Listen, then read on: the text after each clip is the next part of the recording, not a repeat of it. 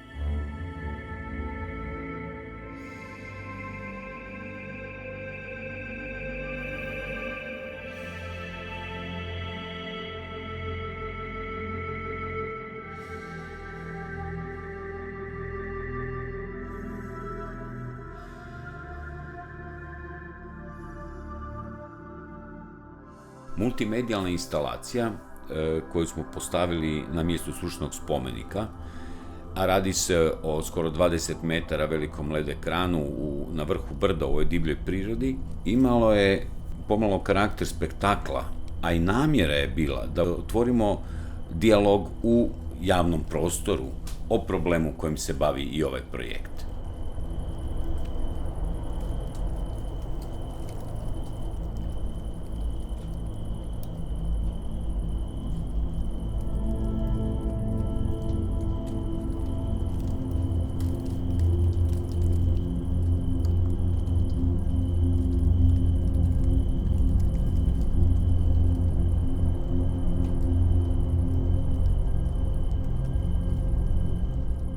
Spomenik Vojina Bakića je u stvari paradigmatski slučaj koji pokazuje simptome i načine kakav je odnos društva prema spomeničkoj baštini u velikoj mjeri bio.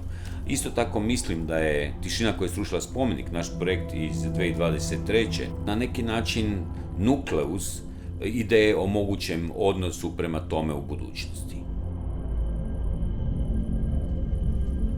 Problem estetike umjetnosti uvijek proizvodno pitanje etike. Ovaj naš napor ima za konačnu svrhu utjecati na društvene odnose kako bi se stvorilo neki prostor veće tolerancije i razumijevanja.